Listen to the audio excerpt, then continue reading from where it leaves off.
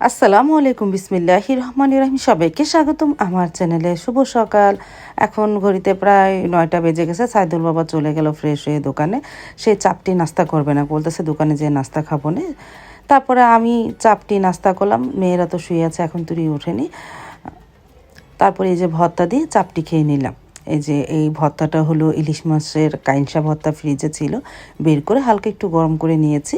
চাপটি খাবো। সেদিন চাপটি বানিয়েছিলাম, সেই গুলা ফ্রিজে ছিল, তাই বের করে চাপটি বানিয়ে নিলাম। চাপটিগুলো একটু নরম নরম হয়েছে, ভালোই লাগলো আমার কাছে খেতে। আমার মার মতন তো আমার চাপটি আর হয় না। আলহামদুলিল্লাহ, বিসমিল্লাহ বলে শুরু করেছিলাম।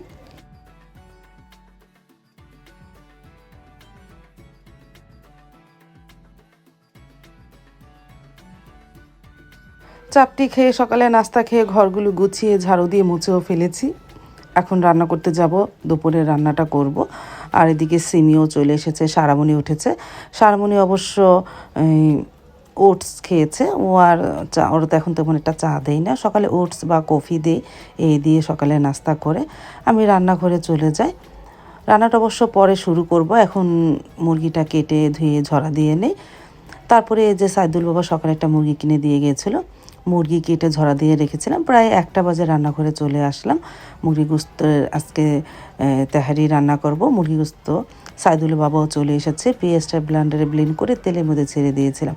আস্তে আস্তে ভাজা হয়েছে, এখন আদা রসুন দিব, মানে মশলাটাকে একটু কষায়, যেহেতু চিকেন তেহারি রান্না হবে। সাইদুল বাবা তো চলে এসেছে, সে নাড়া দিচ্ছে।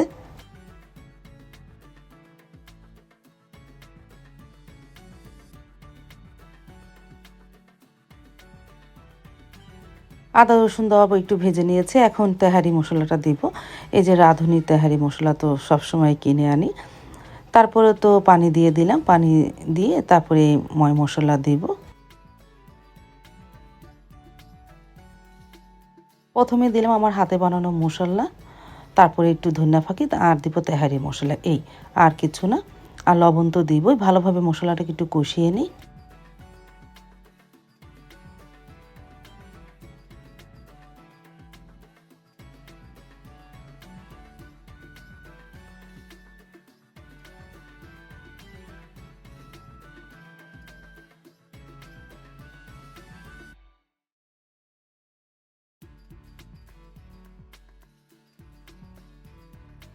মশলাটা ভালোভাবে কষানো হয়ে গেছে, উপরে তেল ভেসে উঠেছে। এখন মুরগি গোস্তটা দিয়ে কষিয়ে নিই।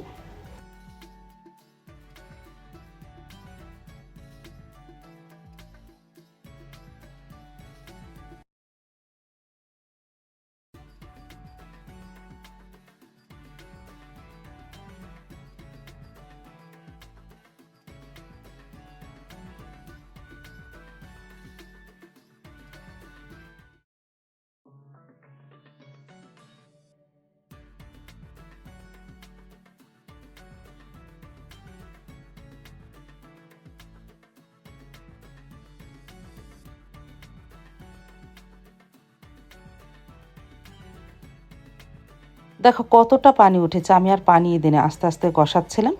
এখন এর মধ্যে গাজর আর আলু দিয়ে দিব, দিয়ে আরও কিছুক্ষণ কষাতে থাকে। আর পানি দিব না, এই পানিতে গাজর আলু পুরাটাই সিদ্ধ হয়ে যাবে আস্তে আস্তে জালে। তাহলে রান্না করি তেহারির গোস্ত।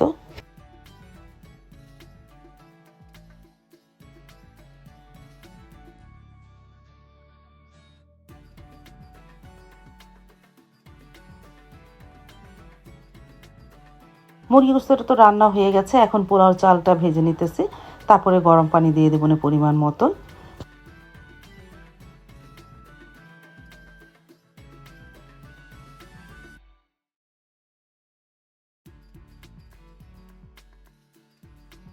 অবশেষে তেহারি রান্না হয়ে গেল, আমি ড্রয়িং রুমে নিয়ে আসলাম।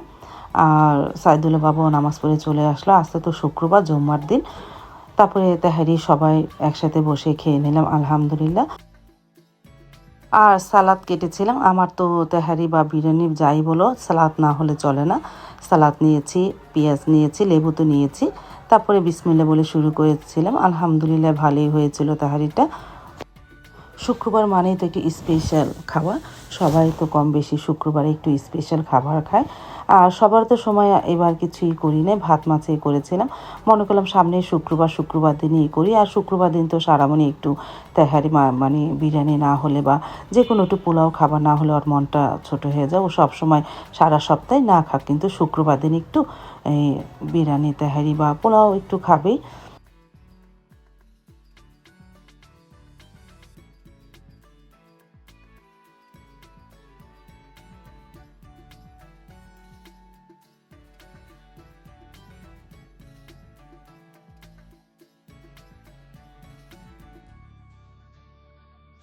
আজ তাহলে এই পর্যন্ত, দেখা হবে আগামীকালকার নতুন আরেকটা ব্লগ নিয়ে। আল্লাহ হাফিজ, আসসালামু আলাইকুম।